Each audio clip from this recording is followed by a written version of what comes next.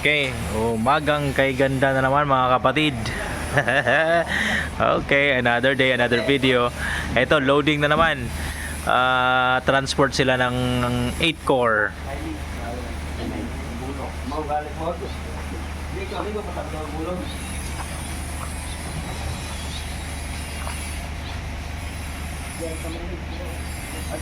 Pag na nasa field ha, kanya, safety shoes ninyo.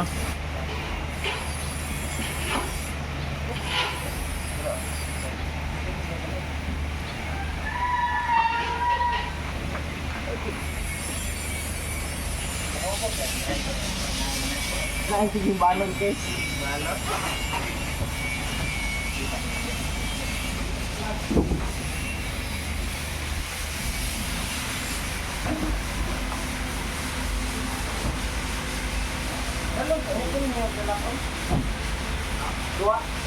So sa stocks natin guys, may paparating na naman 8 core at saka 12 core. So sa ngayon mayroon pa tayong isang reel dito na 12 core na globe specs.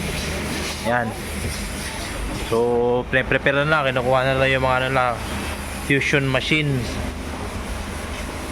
Ayan. So maya siguro dadaanan ko sila doon. Silipin natin yung ongoing or progress ng latag nila ng 8 core.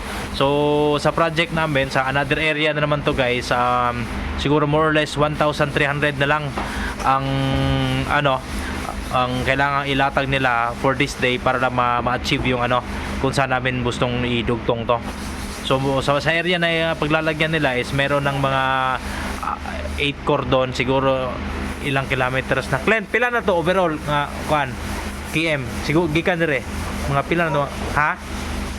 10 kilometers. Mga pila ka kilometro na? Mga 15? Mga 15. More or less from dito guys, from server natin is siya 15 kilometers.